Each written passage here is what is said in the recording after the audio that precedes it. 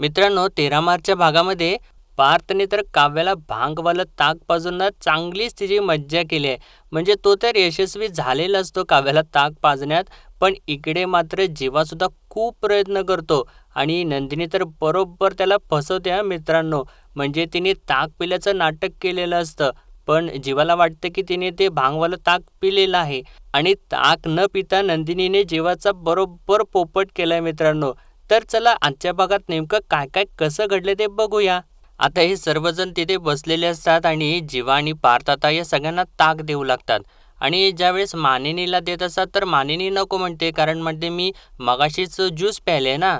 तर शारदा म्हणते घ्या हो वहिनी, माझ्या जावयांनी केले ताक. तर पार्थ आणि जीवा सुद्धा सांगू लागतात घे घे आणि जीवा एकदमच फ्लोमध्ये बोलून जातो घे घे काय नाहीये त्यात.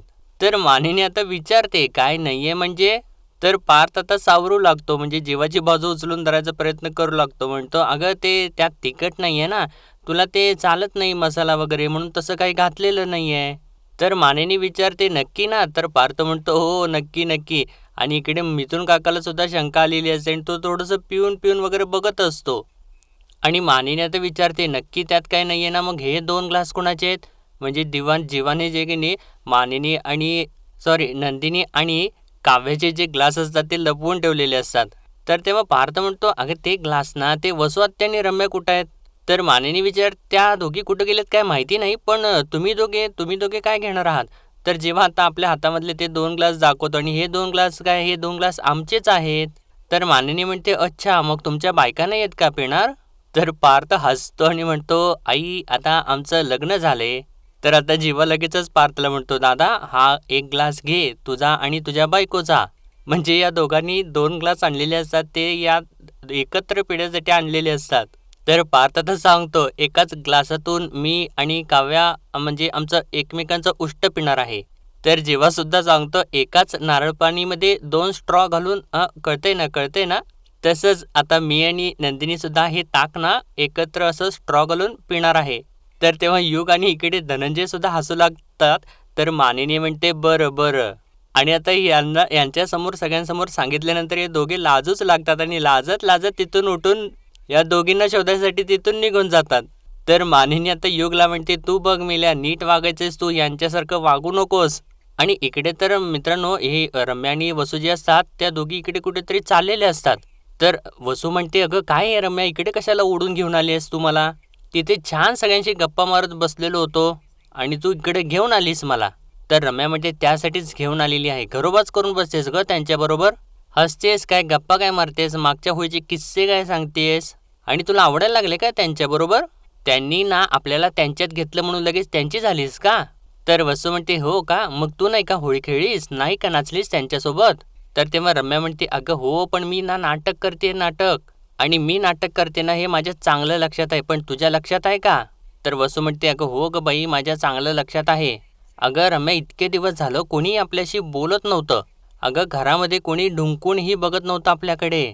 आता बोलतायत आपल्याबरोबर हसतायत. तर मग काय बिघडलं थोडं गप्पा मारल्या तर.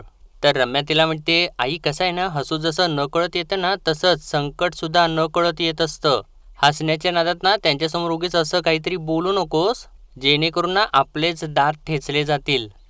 तर वसू तिला म्हणते बिंडोक नाहीये मी, कळलं ना तुला.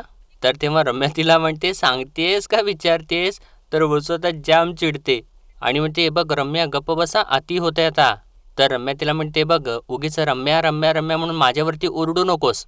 आठवते ना मागच्या वेळी मामीसमोर तूच पचकली होतीस. 16 डिसेंबर नंतर मी कोणाच्या आयुष्यामध्ये लुडबुड केली नाही बरोबर ना. आणि असं तिनं म्हटल्यानंतर आता वसूला तो क्षण आठवतो ज्यावेळेस ही शारदा आणि मानिनीच्या समोर एकदम फ्लोमध्ये बोलून गेलेली असते. तुमच्या दोघींच्या मनामध्ये विचार येत आहेत आणि तुम्ही दोघी माझ्यावरती आरोप करताय. मी शेवटचं सांगते मी काहीही केलेलं नाहीये. या सगळ्याशी माझा काही एक संबंध नाहीये. 16 डिसेंबर नंतर मी कोणाच्याही आयुष्यामध्ये ढवळाढवळ करायला गेलेलीच नाहीये.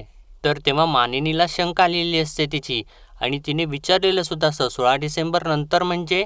आणि आता हे सगळं काही आठवल्यानंतर वसू म्हणते अगं ते ना ते माझं चुकून तोंडातून निघून गेलं, काय भांग वगैरे पिले नव्हते मी, कळलं ना. तर रम्या म्हणते बघ तुझा काही भरोसा नाही, तू कुठे काय बोलशील ना काही सुद्धा सांगता येत नाही. आणि एक मिनिट काल रात्री तुझ्याच हातून ग्लास फुटला होता ना. तर वसू सांगते हो. तर रम्या म्हणते अगं तूच म्हणाली होतीस ना की असं काहीतरी ग्लास वगैरे फुटलं, काच वगैरे फुटली की अशुभ असतं म्हणून. तर वसू परत म्हणते अगं असतंच रम्या. तर रम्या म्हणते अरे बापरे, मग आई तू तर सावध राहाच. अगं या माणसांचा काही सुद्धा भरोसा नाही. आपण जसं त्यांच्याबरोबर हसून खेळून वागतोय, नाटक करतोय, तसंच ते सुद्धा आपल्याबरोबर करत असतील तर. आणि त्यांचा काहीतरी प्लॅन असेल सुद्धा. नाही नाही नाही, आपल्याच तोंडून ना आपली पापं बाहेर पडायला नकोत. तू अलर्ट राहा. कोणी जर काही प्यायला वगैरे दिलंस ना तर अजिबात पिऊ नकोस. तर वसू सांगते नाही ग बाई पिणार, तू नको काळजी करूस. आणि तू ना उगाचच वाटेल तो विचार करतेस. अगं मोहितेंच्या घरी आलोय आपण आणि आता धनंजयची मी माफी सुद्धा मागितलेली आहे. मग आपण अडकू असं का कोणी मागेल? तर तेव्हा रम्या म्हणते हे बघ आई, मोहित्यांना कमी लेखू नकोस तू. त्या मोहित्यांच्या मुलीना म्हणजे वाघिणी आहेत, वाघिणी. हे बघ तू फक्त त्यांच्या तावडीमध्ये सापडू नकोस. ती काव्या जर शेर आहे ना तर ती नंदिनी ना सव्वा शेर आहे. आणि असं तर या दोघे सुद्धा जाम घाबरलेले असतात मित्रांनो. म्हणजे यांनी ज्या काही चुका करून ठेवलेल्या असतात त्यामुळे टांगती तलवार तर राहणारच ना डोक्यावरती. आणि असं काही होऊ नये म्हणून त्या दोघींना अलर्ट तर राहावं लागणारच आहे मित्रांनो.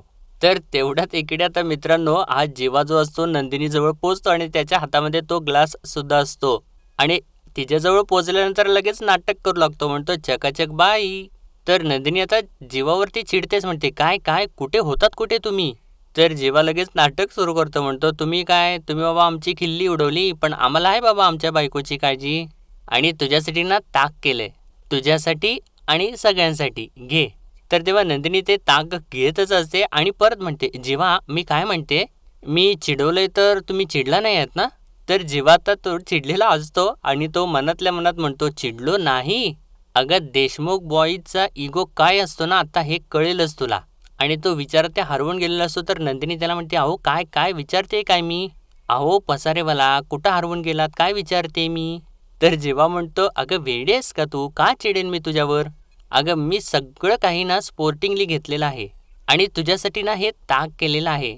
तुला सांगतो ताक म्हणजे ना माझ्या हाताची खासियत आहे, खासियत. Chef special. घे ना तू घे. आणि नंदिनी आता तो ग्लास आपल्या हातात घेते पण. तर जेव्हा म्हणतो पूर्ण पी पूर्ण पी.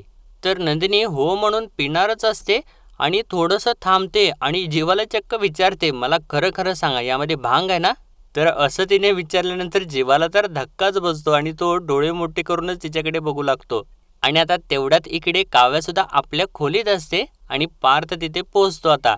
आणि तो नुसतंच तिच्या मागे उभारलेला असतो आणि काव्या काहीतरी करत असते आणि तिला जराशी चाहूल लागल्यामुळे ती मागे येऊन बघते आणि एकदमच घाबरते जोरात.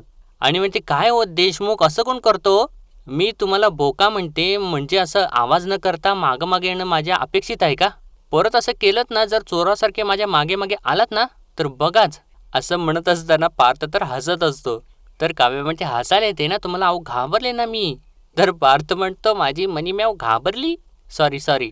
आणि हे बघा ना मी तुमच्यासाठी मस्त स्पेशल असं ताक बनवून आणलेलं आहे, घ्या घ्या. तर काव्या म्हणते हाऊ स्वीट असं म्हणून तो ग्लास हातात घेते आणि म्हणते बरं ठीक आहे पण आधी तुम्ही प्या. तर पार्थ म्हणतो नाही नाही म्हणजे एवढं प्रेमाने तुमच्यासाठी बनवून आणले, तुम्ही प्या तुम्ही प्या. तर काव्य म्हणते अहो काय हरकत आहे, प्या की तुम्ही. हे बघा या मांजरीचं या बोक्याला ऐकायला लागेल हा, प्या प्या. तर तेव्हा पार्थ म्हणतो नाही नाही ऐकणार ऐकणार, आयुष्यभर हा बोका या मांजरीचंच ऐकणार. हे तुम्ही प्या पण मी ना आधीच पिऊन आलेलो आहे. तुम्ही ना आत होतात, मी ना बाहेरच प्यायलोय. तर काव्य म्हणते तुम्ही परस्पर मला सोडून ताक पिऊन मोकळे झालात. पहिला होळीचा सण आहे ना आपला, मग तुम्हाला असं नाही वाटलं की आपण दोघं एकत्र मिळून ताक पिऊयात. तुम्ही ताक पिऊन मोकळे झालात का असं केलं देशमुख, जा बाबा मला हे नाही ताक प्यायचं असं म्हणून तो ग्लास त्याच्या हातातच देते. तर तेव्हा पार्थ म्हणतो अहो काव्य काव्य ऐका ऐका ना जरा. हे बघा सासू म्हणजे तुमच्या आई त्या काय बोलल्या माहिती आहे का, पहिली होळी आहे, पहिला सण आहे, मी माझ्या हातून माझ्या जावयांना ताक पाजणार. तुम्हाला तर माहिती आहे ना बायकोला नाराज करता येत नाही, सासू सासऱ्यांना टाळता येत नाही, म्हणून मी प्यायलो. तर तेव्हा काव्या म्हणते असं आहे का, आई असं म्हणाली का, मग आधी सांगायचं ना देशमुख. तर पार्थ लगेचच तिला म्हणतो मग घ्या ना घ्या प्या ना प्या. आणि म्हणतो मस्तपैकी त्याच्यामध्ये बर्फ बारीक कोथिंबीर टाकली आहे आणि एकदमच म्हणतो त्यात भांग नाही आहे. तर काव्या म्हणते पण मी कुठं म्हटलं भांग आहे त्याच्यामध्ये. आणि आता काव्याला सुद्धा पार्थची शंका येते. आणि इकडे आता हा जीवा असतो तो नंदिनीला म्हणतो अगं भांग, अगं काय बोलतेस तू? हे सगळं बोलताना तुझी जीभ झडली कशी नाही? मी यात भांग टाकेन असं वाटलं तुला? तुझा विश्वास नाही आहे का माझ्यावर? तर नंदिनी नाही असंच म्हणत असते आणि तिने तो ग्लास जीवाच्या हातात दिलेला पण असतो. तर तेव्हा जीवा तिला म्हणतो, "बरं बरं चल तू चल, खाली चल खाली, चल." असं म्हणून तिला हाताला धरून खेचत बाहेर घेऊन येतो आणि बाहेर इकडे बाल्कनीत येतो आणि तिथूनच ओरडू लागतो या सगळ्यांना. म्हणतो, "ओ ताई, माई, अक्का, मी या ताकामध्ये भांग म्हणजे या ताकात काहीतरी वेगळं घातलं असं वाटतंय का तुम्हाला?" तर तेव्हा इकडून मिथून काका ओरडू लागतो लगेच, "अरे नाही नाही, एक नंबर ताक झाले. मी अजून एक ग्लास पिणार आहे. आय लाईक धिस ताक." तर तेव्हा जीवा म्हणतो, "हो ना हो, तुला तुला ना माझ्याकडून 4 ग्लास." आणि नंदिनीला आता म्हणतो, "तुला ना अजिबात विश्वासच नाही आहे माझ्यावर." तर नंदिनी म्हणते, "नाही आहे माझा विश्वास."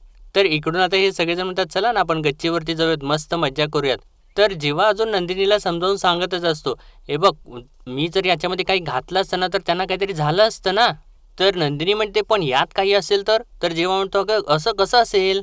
आणि तेव्हा आता हे सगळेजण गच्चीवरती जात असताना जेव्हा म्हणतो, "बघ बघ, ते चाललेत ना, व्यवस्थित चालतायत ना ते?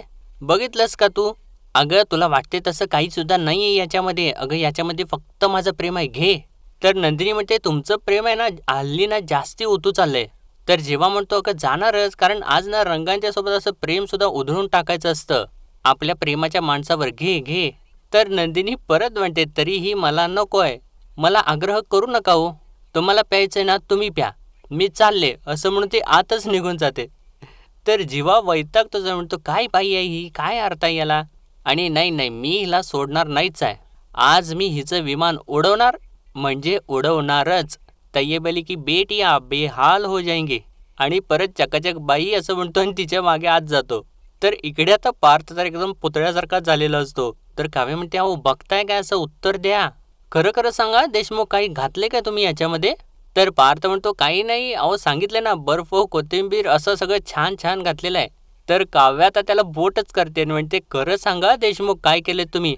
तुमचा चेहरा सांगतोय तुम्ही काहीतरी केलंय. काय केलंय?" तर पार्थ हसतो आणि म्हणतो, "अगं ताकात ताकात काय करणार?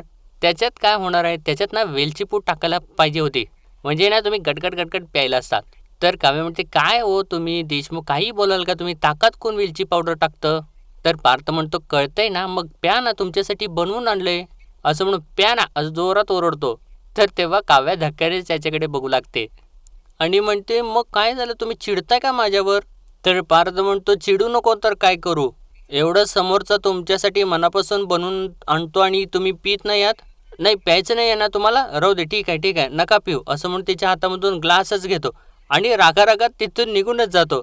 तर काव्य आता त्याच्या मागे मागे जाऊ लागते, म्हणते, "अहो पार्थ ऐका ना, अहो पार्थ काय चाललंय, ऐका ना जरा, काय एवढी चिडचिड करताय?" तर पार्थ नाटकच करू लागतो, म्हणतो, "काय आहे, मी तुमच्यासाठी एवढं प्रेमाने बनवून आणलेलं होतं, याच्यामध्ये बर्फ टाकलाय, कोथिंबीर टाकली असं सांगतोय तर उगाचच संशय घेताय, काय टाकलंय काय टाकलंय?" तर काव्य ओरडते जोरात, "किती बोलाल, द्या म्हटले ना, पिते म्हटले ना मी." तर पार्थ म्हणतो, "नको नको, धरा सोडा." असं म्हणून तो ग्लास तिच्याकडे देत असतो. तर काव्य म्हणते, "किती ती नाटकं?" आणि परत म्हणते, "पिऊ का?" तर पार्थ म्हणतो, "बघा बघा म्हणजे." आणि मित्रांनो, काव्य तर अखेर आता ते ताक पिते. तर पार्थ मनातल्या मनात म्हणत असतो, "आत्ता येणार खरी मजा." आणि काव्य तर ताक पित असते तेव्हा पार्थ म्हणतो, छान आहे ना, कोथिंबीर लागते का?" आणि जास्त गार नाही ना, सर्दी वगैरे होईल." तर तेव्हा काव्य तर ते सगळं ताक पित असते आणि पार्थ म्हणत असतो, "वा वा वा, शब्बास शब्बास, छान आहे ना छान आहे ना." तर तेव्हा काव्य ती आता पूर्ण ताक पिऊन टाकते आणि म्हणते, "मस्त आहे मस्त आहे, चटपटीत आहे एकदम तुमच्यासारखं." असं म्हणून त्याच्या गालाला पकडून खेचूच लागते. आणि इकडे तर आता ही नंदिनी तिथून चाललेली असते, म्हणजे जीवा तिच्या मागे मागे लागलेला असतो आणि नंदिनी नाही नाही म्हणत पुढे चाललेली असते. आणि आता हे दोघे त्या दोघांच्याकडे बघतच राहतात. तर आता काव्याने ताक पिलेला असताना ती थोड्या वेळाने इकडे तिकडे एकदम वेगळ्याच नजरेने बघू लागते आणि ती विचारते, "काय झालं आता? नंदिनी ताई जीवाच्या मागे आहे. अशी इकडनं इकडे का पळत गेली?" तर तेव्हा जीवा पार्थ तर हसूच लागतो आणि म्हणतो, "नंदिनी ताई जीवाच्या मागे?" आणि ती इकडून इकडे गेलेली असेल तर काव्या म्हणत असेल तिकडून इकडे गेली. तर पार्थ म्हणतो, "हो हो." तर काव्या परत विचारते, "का गेली?" तर तेव्हा पार्थ म्हणतो, "ते ना त्या लपाछपी खेळतायत." तर तेव्हा काव्या थोडीशी हसते आणि म्हणते, "थांबा थांबा, मी पण खेळते." असं म्हणून ती तिथून निघून जाते. तर पार्थ म्हणतो, "आमची फिरकी घेतायत का?" तर इकडे आता नंदिनी बाहेर आलेली असते आणि जीवा आता थांबवतो तिला आणि म्हणतो, अगं काय चाललंय तुझं? किती भाव खाणार आहेस? किती फुटेज खाशील? अगं ताकच देतोय की नाही प्यायला. मग आता काल जेव्हा माझ्यासाठी तू काढा घेऊन आलीस तेव्हा नाटकं केली का मी? गुपचूप प्यायलो का नाही? तर तेव्हा नंदिनी म्हणते, पिणारच, त्यामुळे तुम्हाला बरं वाटलं का नाही? तर जेव्हा म्हणतो, आत्ता मला बरं वाटावं, छान वाटावं म्हणून तू हे ताक पिऊ शकतेसच ना. सोड ना, मी कशाला बोलतोय, नक्की पिणार नाही आहेस? तर नंदिनी म्हणते, नाही नाही असं नाही, चिडून नाही, थोडं प्रेमाने बोला ना, मग पिईन मी. तर तेव्हा जेव्हा म्हणतो, अगं माझी बायटी कधीपासून म्हणते ताक पी ताक पी ताक पी, उगाच ताणतीये. आणि परत तिच्या हातामध्ये ग्लास देऊन म्हणतो, पी हा. तर तेव्हा नंदिनी म्हणते, काय आहे ना, त्या दिवशी पाणी समजून दारू प्यायले ना तुम्ही, बघितलं ना काय झालं सगळं. आणि परत विचारते, यात नक्की काहीच नाही आहे ना? तर जेव्हा सुद्धा म्हणतो, नाही नाही छे छे. तर आता नंदिनी अखेर त्याच्यावरती विश्वास ठेवून ते ताक प्यायला सुरुवात करते आणि इकडे मागे हा जीवा जोरजोराने नाचत असतो. आणि नंदिनी अखेर तो सगळा काही ग्लास पिऊन रिकाम्या करते. तर जीवा आता विचारतो, काय मग कसं वाटलं ताक? तर नंदिनी म्हणते, मस्त मस्त, आय लाईक इट. आणि ती सुद्धा आता थोडंसं डोलायला सुरुवात करते आणि हालत डुलत आतमध्ये जाते. तर जीवा तर नाचतच नाचत त्याच्या मागे जातो. आणि काव्य तर आता इकडे बाहेर आलेली असते आणि ती सुद्धा एकदम तिला तिचा तोल तिला सांभाळायला येत नसतो. आणि पार्थ तिथे नसतो तरी सुद्धा ती म्हणत असते, अहो हात द्या ना देशमुख, हात द्या, मी पडेन ना. आणि हळूच त्या कुंपणावरनं बाजूला येते आणि म्हणते, आले आले मी आले आले. आणि परत म्हणते, ये ना बोकुडी. आणि हळूहळू स्वतःला सावरत सावरत पुढं पुढं चाललेली असते. आणि म्हणते, देशमुख अहो आपण फॅमिली होळी खेळलोच नाही ना. आणि इथे गवत कसं उगवलं असं म्हणून मोठमोठ्याने हसू लागते. आणि मागे वळून बघते तर तिथे पार्थ नसतोच. आणि म्हणते, हे गायब कुठं झाले? आणि गायब झालेत का मला दिसत नाहीये. आणि म्हणते, बोकुडी लपलायस का तू? आहे ना, मी शोधते ना, कुठं आहेस तू बोकुडी? आणि इकडे तरी जर रॉकेट झालेलं असतं मित्रांनो. आणि आता ह्या वसू आणि रम्या ज्या असतात त्या आता इकडं बोलत बोलत बोलत जिथे नंदिनीने ग्लास ठेवलेला असतो तिथंच येतात. आणि तेव्हा रम्या म्हणते, इथे कोणीच दिसत नाही, आत गेले वाटतं सगळे. तर वसू तिला म्हणते, झालं ना तुझ्या मनासारखं? कोणीही मला हाक मारली नाही, सगळे निघून गेले आतमध्ये. तर तेव्हा रम्या तिला म्हणते, बघ आई उगाच ड्रामा करू नकोस, चल बरात. तर वसू म्हणते, मी नाही येणार, अगं एवढी छान हवा सुटलीये आणि माझ्या घशाला कोरड पडलीये, मी येणार नाही. तर रम्या म्हणते, ठीक आहे, तुला हवं ते कर, मी जाते. असं म्हणून ही रम्या आतमध्ये निघून जाते. आणि वसू म्हणत असे, कोरड पडले ना माझ्या घशाला, असं म्हणून ती समोर बघते तर सगळे तिथे ग्लास ठेवलेले असतात. तर इकडे आता ही जी काही नंदिनी असते तिने हेल्मेट वगैरे घातलेलं असतं आणि ती गाडीवरती उलटी बसलेली असते. आणि जीवाला म्हणत असते, रेडी रेडी का? आणि असं म्हणून भुर्र भुर्र करत गाडी चालवत असते. तर तेव्हा जीवा साईडला बसलेला असतो आणि अगं हळू ना हळू, धडकवशील का काय तू, असं म्हणत असतो तिला. तर नंदिनी त्याला म्हणते, जीवा जीवा तुम्ही पकडून बसा. तर जीवा म्हणतो, हो हो म्हणजे काय, अगं मी ना तुला धरूनच बसलोय, तू चालव चालव, एकदम जोरात चालव, हाय काय आणि नाही काय. तर नंदिनी म्हणते, बघा बघा हा स्पीड कसा वाटतोय. तर जीवा म्हणतो, अजून थोडासा वाढवलास तरी चालेल. तर नंदिनी हसत हसतच बोलत असते, चालेल काय, धावेल धावेल. आणि ते बाईक ओढतात त्याला काय म्हणतात? तर तेव्हा जीवा म्हणतो, विनी विनी विनी मारणं विनी मारणं. तर तेव्हा नंदिनी म्हणते, मग मारू काय, मारू विली मारू? तर तेव्हा जीवा म्हणतो, अगं नको नको, पडेन ना मी मागे. तर नंदिनी म्हणते, ओ सॉरी सॉरी, तुम्ही नीट बसा. पण पाहिलं का वारा किती छान सुटलाय आणि आज समोर ट्रॅफिक पण नाहीये. तर तेव्हा जीवा म्हणतो, अगं ट्रॅफिक कसं असेल, आपण रस्त्यावर नाही तर रनवेवर आहोत, रनवेवर. तर तेव्हा नंदिनी म्हणते, आपण रनवेवर आहोत आणि तुम्ही इथे काय करताय, अहो बसा ना, पडाल ना आपण. तर तेव्हा जीवा म्हणतो, अगं पडणार नाही, नाही पडणार, अगं रनवेवर आहोत ना आपण, कसे पडेन. तर तेव्हा नंदिनी म्हणते, रनवेवर, पण एक मिनिट, माझी स्कूटी रनवेवर कधी आली? तर तेव्हा जीवा म्हणतो, स्कूटी, अगं आपण ना विमानात आहोत, विमानात. तर नंदिनी म्हणते, अच्छा आपण विमानात आहोत, मग कुठे चाललोत आपण? तर जीवा म्हणतो, आपण खूप दूर चाललोय, खूप दूर. आणि विमानातून हात बाहेर काढायचा नाही आणि कोणी खायला दिलं तर अजिबात खायचं नाही. तर नंदिनी म्हणते, नाही खाणार, अजिबात नाही खाणार. पण तुम्ही खाणार काय? तर तेव्हा जीवा काय असं म्हणून गाल पुढं करतो. तर तेव्हा नंदिनी जोराची कानाखालीच मारते त्याच्या. तर तेव्हा आता जीवाच्या लक्षात येतं, तर नंदिनी नॉर्मलच होते आणि म्हणते, काय आलात का शुद्धीवर? तर तेव्हा जीवा म्हणतो, अगं तू पण खरं भांग आय मीन ताक पिली होतीस ना? तर तेव्हा नंदिनी म्हणते, तुमची बायको आहे ना, मी ताक सुद्धा फुंकून फुंकून पिते आणि मी कशाला पिणार आहे, मी अजिबात प्यायले नाही आहे ताक. तर तेव्हा जेव्हा म्हणतो, म्हणजे तू इतका वेळ मला मूर्ख बनवत होतीस?